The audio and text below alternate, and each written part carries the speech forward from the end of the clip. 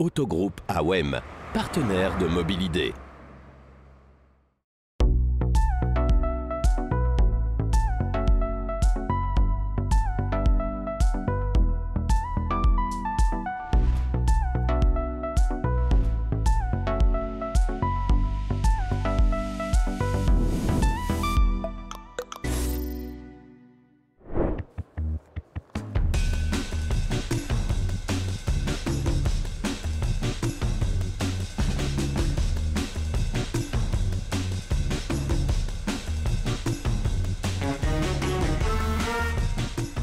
Bonjour à tous et bienvenue dans ce numéro 140 de Mobilidé, votre magazine automobile. Nous sommes aujourd'hui à Technoclassica à Essen en Allemagne. C'est le plus grand salon au monde de la voiture ancienne et pour cause, 120 000 mètres carrés d'exposition. C'est 17 terrains de football et pour cette 34e édition, nous avons ici 2700 voitures de collection, des voitures qui ont marqué l'histoire de l'automobile. Tout de suite, le sommaire de cette émission.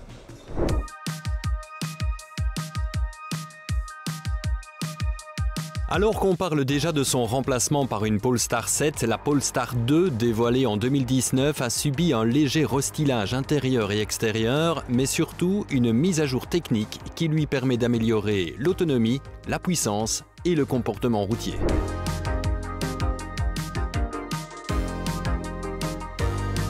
Il n'aura pas fallu longtemps à la Renault 5 pour se faire une place au moment de son lancement en 1972.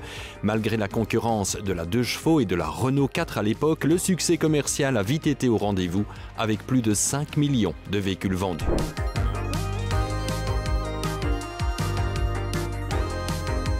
À Paris, les mobilités durables ont leur salon. Plus encore aujourd'hui, les services de mobilité sont très variés. Trottinettes, vélos, scooters, voitures. Les exposants étaient de toute taille. De la start-up au groupe mondial, on vous fait la visite et on part à la rencontre du seul constructeur automobile présent, le vietnamien VinFast.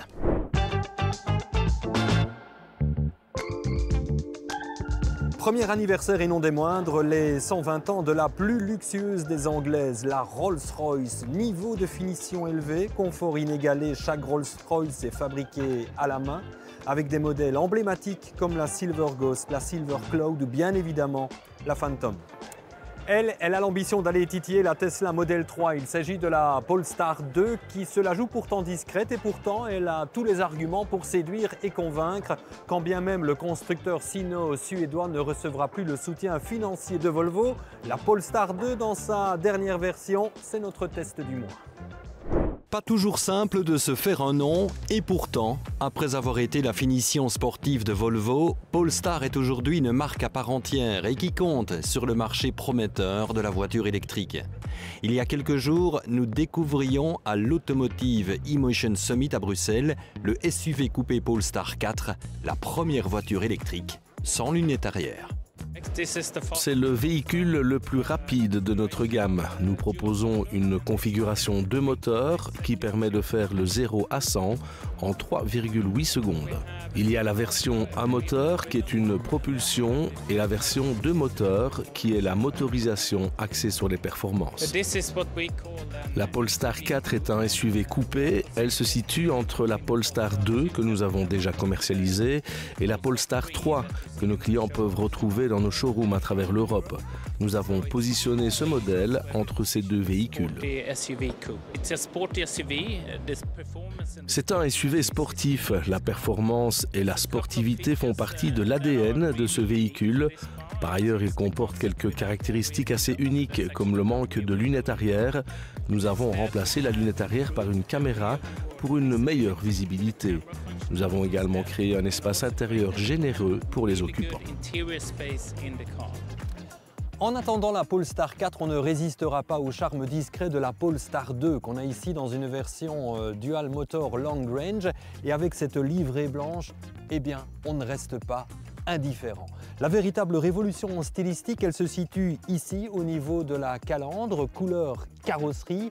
Fini donc les petits pixels foncés, place à une Smart Zone qui contient un radar moyenne portée et une caméra frontale qui permettent à la voiture de tout voir. Damn, look at that, they broke the mold. Give you some more, make it overdose. Damn, look at that, they broke the mold. Give you some more. Damn,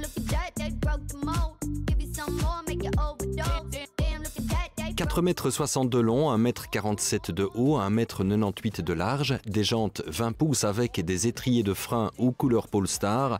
Regardez aussi, et c'est assez unique, ce sticker qui reprend les principales caractéristiques de la voiture, la taille de la batterie et la puissance. Un mot sur le coffre qui s'ouvre par ici, en bas. Il fallait le savoir. Volume de chargement 407 litres, c'est pas énorme. Le frunk à l'avant dispose de 41 litres de chargement pour ranger son câble. À l'intérieur, outre la finition qui est très soignée, ce qui frappe au premier regard dans cette finition Pack Performance, ce sont les sièges. Ils sont absolument superbes avec des ceintures jaunes qui sont du plus bel effet. Alors la console centrale, c'est vrai qu'elle est assez imposante, mais elle s'intègre plutôt bien dans l'ensemble avec un superbe levier de vitesse. Moi j'adore, c'est très soigné, c'est très stylé. Quant aux espaces de rangement, c'est vrai qu'ils ne sont pas très nombreux. Et l'habitabilité, bah oui, c'est pas vraiment le point fort de cette Polestar 2. Ce n'est pas que la place manque aux places arrière, mais l'impression est qu'il manque d'espace, à cause du toit fouillant et des vitres latérales qui sont assez petites. On a 3 ceintures de sécurité, mais oubliez clairement la place centrale pour le 5e passager, vu l'imposant tunnel qui le privera du confort minimum. Face à soi, on a un écran qui reprend 2 affichages personnalisables, en navigation ou alors celui qui affiche la vitesse et l'autonomie restante. On a aussi cet écran central vertical d'infodivertissement de 11 pouces et demi qui fonctionne vraiment bien. On a surtout une carte Google Maps mise à jour en temps réel. Grâce au planificateur d'itinéraire, on a droit au pourcentage d'énergie restant à l'arrivée.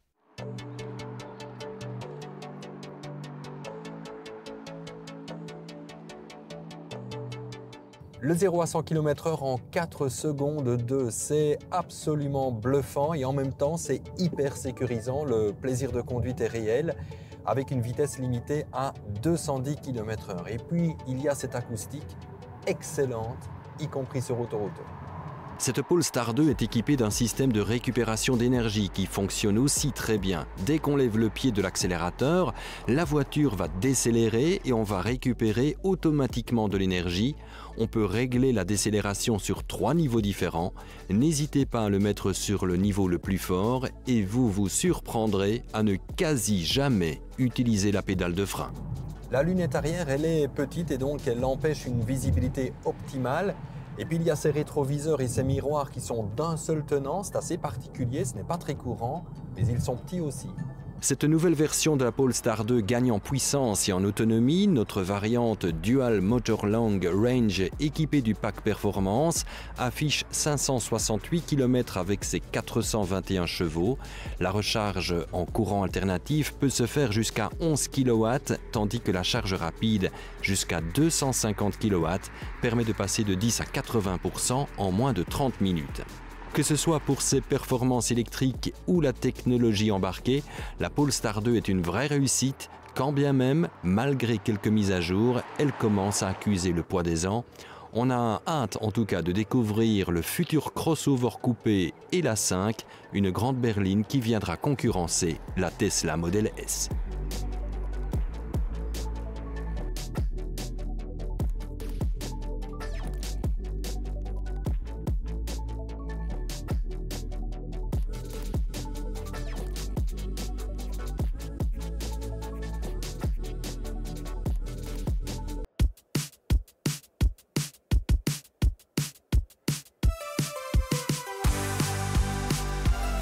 Retour ici à Techno Classica avec la Porsche Turbo qui se retrouve au devant de la scène et pour cause. La motorisation turbo s'est retrouvée pour la première fois sur une voiture de série en 1974 à Paris et depuis lors, eh bien, cette technologie façonne véritablement l'ADN de la marque allemande. Après les gros avions le mois dernier, c'est aux gros bateaux que s'intéresse le Mobility Studio ce mois-ci et plus précisément les navires de croisière avec cette question dans l'air du temps à l'heure où l'on parle beaucoup d'écologie. Est-ce que cette manière de voyager est encore pertinente? Notre consultant Damien Derouane s'est posé la question. On le retrouve sur les quais du port de Zeebrugge cette fois.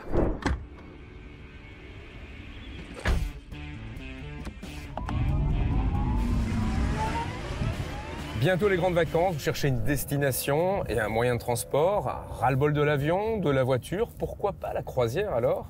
Un secteur qui a bien évolué depuis l'époque de la croisière s'amuse dans les années 80. comme nous allons nous en rendre compte. Alors, direction Zeebrugge. Bonjour Franck. Bonjour Damien. Et bienvenue ici à Zeebrugge. Merci beaucoup.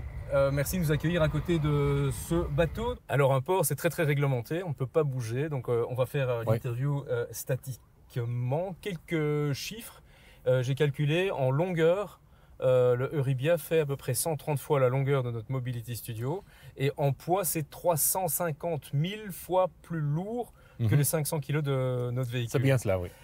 Quelle est la puissance en fait d'un bateau pareil?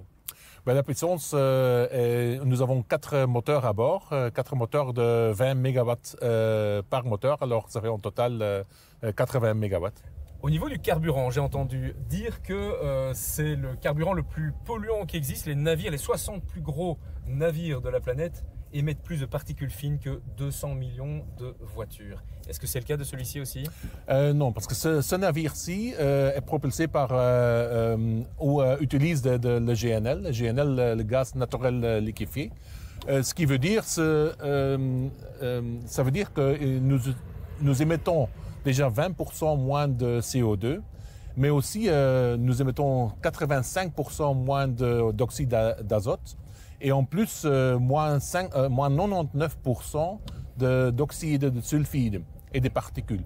Alors pourquoi pas un navire électrique? Ça existe en Scandinavie, des bateaux vraiment pour les passagers, électriques, parfois hybrides. Pourquoi ne pas avoir fait le choix de l'électrique alors? Nous avons l'objectif d'atteindre le net zéro émission de gaz d'effet de serre d'ici jusqu'à 2050. Et avec le gaz naturel liquéfié, le GNL, est en fait un carburant de transition. L'infrastructure et le moteur qui sont nécessaires pour le GNL, c'est les mêmes infrastructures qui peuvent être utilisées pour des carburants non fossiles, comme le bio-GNL, le synthétique ou le méthanol. Au niveau des clients, quand on pense croisière, on pense âge tendre, c'est-à-dire plutôt une clientèle, on va dire, grisonnante. Est-ce que c'est le cas? C'est essentiellement des personnes âgées qui font des croisières? Ah non, absolument non, parce que le profil de nos passagers a quand même beaucoup changé dans les dernières années. C'est pour ça aussi que nous avons une infrastructure à bord qui accueille les jeunes adultes, les familles avec des enfants. Nous avons des kids parks, des aquaparks, des game centers et tout ça comme divertissement pour des autres gens que uniquement les gens retraités. Évidemment, ça dépend un peu de chaque route, le profil de notre clientèle qui visite les fjords. C'est pas nécessairement le même profil que, par exemple, des familles en vacances scolaires dans la Méditerranée. Et dernière question, comment voyez-vous justement l'avenir de la croisière? À quoi ressembleront les navires du futur? Est-ce que ce sera encore plus gros? Je ne pense pas plus gros parce qu'avec les navires que nous construisons maintenant, je pense qu'on a atteint un bon équilibre. Nous avons beaucoup d'infrastructures à bord pour le divertissement et ça c'est le plus important. Mais encore plus important que ça, c'est que dans le futur, nous attendons le zéro net émission. Eh bien, un grand merci. Comme on dit d'habitude, bon vent, mais nous on dit ici bonne route. Merci beaucoup. Et à vous aussi.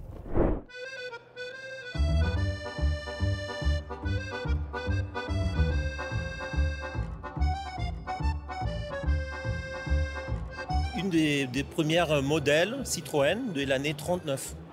Et c'est-à-dire, c'était une pré-série de Citroën à cette époque-là. Mais malheureusement, la guerre éclatait à cette époque-là et Citroën a décidé de mettre en ferraille les voitures. Et voilà, nous avons trouvé ça il y a 30 ans. Vous l'avez retrouvé dans quel état? Comme ça, justement comme ça. C'était le piste d'essai à La Ferté-Vidame où on a stocké les voitures pendant la Seconde Guerre mondiale dans une ferme, voilà. Et c'était pour garder la voiture, hein, parce que les ingénieurs n'ont pas voulu détruire toutes les voitures. C'était une question du cœur. Hein.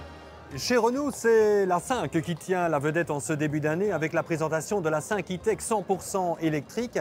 L'occasion pour Vincent Franssen de s'intéresser à l'histoire de la 5 qui a débuté à l'aube des années 70 et rappeler qu'à l'époque, il était déjà question d'un groupe propulseur électrique. À l'aube des années 70, le marché automobile européen est plutôt limpide, avec de petites autos, de moyennes autos et de grosses autos. Et le secteur des citadines est assurément celui à ne pas négliger pour les marques généralistes. Chez Renault, la 4 poursuit une longue carrière qui n'est d'ailleurs pas prête de se terminer. C'est plutôt le marché naissant des secondes voitures qui titille la curiosité de la marque aux losanges, un marché où les jeunes et les femmes sont au centre des débats.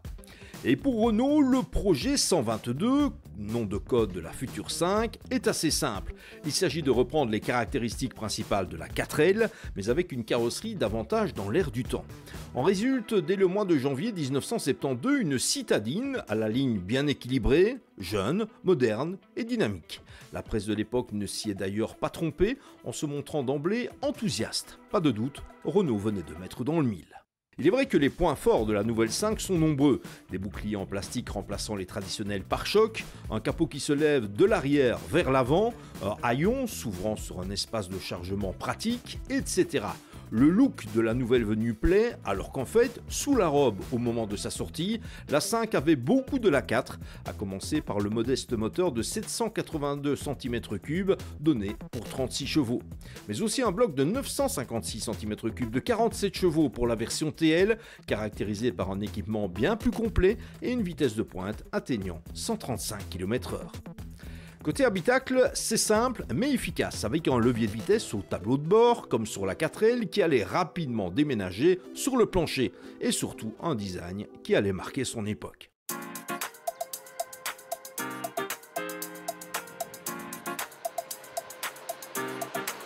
Le phénomène Renault 5 n'a pas tardé à démarrer. Dès 1973, le modèle dépassait déjà la légendaire 4L en termes de production. Il n'en fallait évidemment pas plus pour que les versions se succèdent, avec une LS plus sportive, abritant sous son capot un bloc de 1300 cm3 de 64 chevaux, suivi d'une GTL à la même mécanique mais assagie. En 1976 apparaissait la Renault 5 Alpine, propulsée jusqu'à 170 km/h par un 1400 cm3 de 90 chevaux avec une boîte de vitesse à 5 rapports. Une montée en puissance qui sera couronnée plusieurs années plus tard par une 5 Alpine Turbo et la fameuse Renault 5 Turbo à l'exceptionnelle carrière sportive. Ajoutez-y dès 1978 une version à boîte automatique et vous disposez déjà de tous les atouts d'un best-seller. Qui dit clientèle, notamment féminine, pense famille. Il fallait pourtant attendre 1981 pour que Renault présente sa 5 en version 5 portes, tandis que le tableau de bord se modernisait au même titre que le confort et l'agrément de conduite.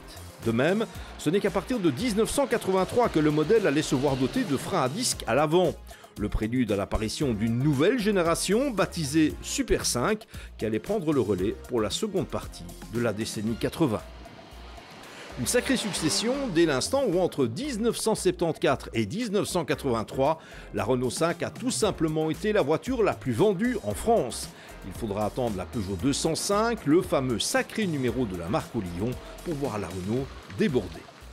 En fait, les chiffres plaident clairement en faveur de cette voiture ultra populaire qui a plus que marqué sa génération et qui symbolise une certaine idée de la France près d'une quinzaine d'années durant. Au total, ce sont en effet plus de 5,7 millions d'exemplaires de la 5 qui ont été construits. Et le concept a largement dépassé les frontières du cœur de l'Europe, avec des versions vendues au Québec sous l'appellation la 5, aux États-Unis où elle était baptisée le Car et même en Iran. En Espagne, la Siete était en fait une 5 munie d'une malle arrière, ce qui n'a d'ailleurs pas embelli la ligne de l'auto. Et puis, à l'heure où Renault défraie la chronique avec sa 5 E-Tech 100% électrique, il convient de rappeler que la première R5 à groupe propulseur électrique date en fait de 1971. À l'époque, Renault et la société EDF avaient en effet travaillé sur une citadine mue par des batteries capables d'atteindre 80 km/h, le tout pour une autonomie de 110 km. Cet exemplaire avait été construit à une époque où les voitures électriques n'étaient forcément pas dans l'air du temps. La Renault 5 a fait son apparition en janvier 1972. Celle-ci date de 1974 et le principal problème des voitures de cette époque, début des années 70, c'est la corrosion, ce qui explique le fait que peu de ces voitures sont arrivées jusqu'à nous. Cette auto, elle vient d'Autriche en fait, elle est arrivée en Belgique il y a quelques toutes petites années et son actuel propriétaire a fait quelques travaux mécaniques. La carrosserie par contre, elle est dans son jus, elle est d'époque et elle est absolument superbe. Cette auto vient simplement nous rappeler qu'avant la Renault 5 électrique, il y a eu une Renault 5 thermique qui a marqué marqué l'histoire de l'automobile et on est particulièrement fiers de vous présenter celle-ci.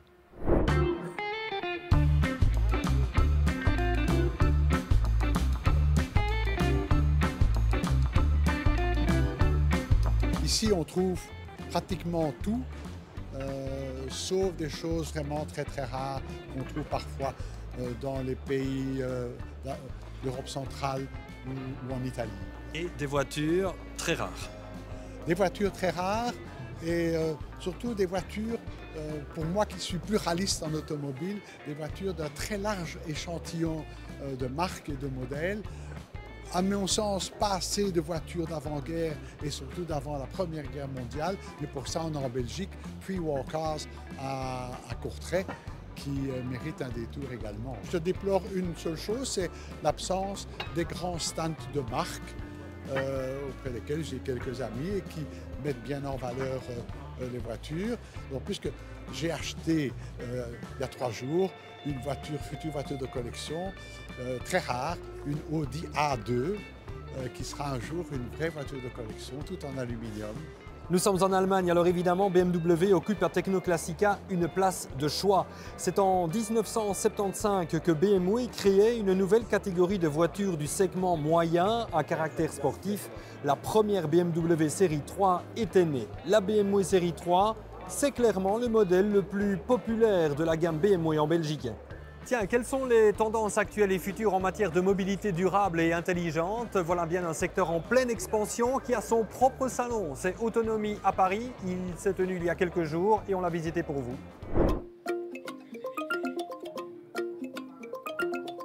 Pour sa 8e édition, le salon Autonomie Mobility aura fait la part belle aux vélos électriques, aux vélos cargo ou encore aux scooters électriques. Il y avait également à ce rendez-vous du développement durable de nombreux véhicules autonomes qui ne devraient plus tarder à faire leur apparition dans nos villes, des véhicules électriques en partage ou encore des systèmes pour transformer certains vieux véhicules thermiques en véhicules verts grâce à l'installation de moteurs électriques, le tout sous réserve d'homologation très coûteuse. Parmi les exposants aussi, quelques nouveautés remarquées dans le domaine du tricycle. Plus pratique, confortable et puissant que le vélo cargo et à la frontière du petit utilitaire, le Musoshi est capable d'embarquer 1,5 m de marchandises ou jusqu'à 400 kg de charge. Ce 3 roues électrique est destiné aux livraisons en hypercentre avec une vitesse maxi de 50 km/h et une autonomie de plus de 100 km. Plus proche du 2 roues, mais avec le confort de l'automobile, le chauffage, la protection et une petite capacité de chargement, voici le Carver, autre tricycle qui possède l'avantage non négligeable de pouvoir se faufiler entre les files de voitures dans la densité du trafic urbain. Le plus gros intérêt, évidemment, c'est déjà de pouvoir aller dans des villes qui sont assez denses, puisque c'est un tout électrique. Possibilité également d'avoir ou bien un véhicule sans permis en 45 km/h ou bien 80 km/h, donc vraiment très très utile pour le secteur urbain, tout en ayant évidemment la possibilité justement d'éviter tous les embouteillages en se faufilant comme une moto. Et les voitures, me direz-vous? Au salon Autonomie, il n'y avait qu'un seul constructeur présent, VinFast, un constructeur vietnamien spécialisé dans les voitures électriques et qui débarque sur le vieux continent avec sa VF8, un SUV de 4,75 m de long. Développé en 2 versions, cet électrique nous annonce une capacité de 87 kW et une autonomie proche des 450 km, norme WLTP selon les modèles. Un moteur sur chaque essieu fait de ce SUV une 4 roues motrices permanente. Le modèle le plus puissant développe 408 chevaux et la version Eco 353, largement suffisant pour pouvoir bondir dès que le feu passe au vert. Côté ligne, VinFast, même associé à Pininfarina, est plutôt conventionnel. Rien de très original, mais la qualité d'assemblage, les équipements et les finitions semblent à la hauteur des ambitions du constructeur vietnamien, à savoir se positionner sur le marché premium. À noter aussi un écran de 15,8 pouces avec lequel prendre le contrôle de la voiture. Côté prix enfin, il faudra débourser un peu moins de 50 000 € pour la version Eco et un peu plus de 55 000 pour la version Plus, 2 modèles garantis 10 ans. Mais cette absence des constructeurs automobiles dans un tel salon présage-t-elle du futur de nos villes? Effectivement, on a de moins en moins la question du véhicule électrique, mais vraiment tous ces petits véhicules qui arrivent, qui nous permettent un petit peu de désengorger les villes aujourd'hui. Et du coup, les villes aussi transitionnent vers beaucoup plus de pistes cyclables, certaines routes qui n'existent plus aujourd'hui. Paris en est un très bon exemple. Et effectivement, peut-être que la ville de demain, la ville durable, ce sera une ville sans véhicules. De l'utopie à la réalité, n'y a-t-il plus qu'un pas à franchir? Les pouvoirs publics auront leur mot à dire, au même titre que les usagers de la route, bien sûr.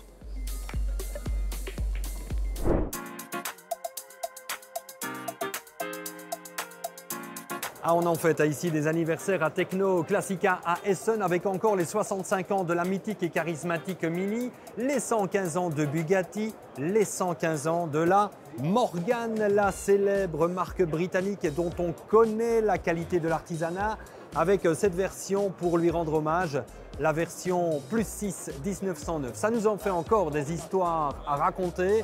On se retrouve le mois prochain pour un numéro 141 de Mobilidé. D'ici là, bonne route et portez-vous bien. Auf Wiedersehen.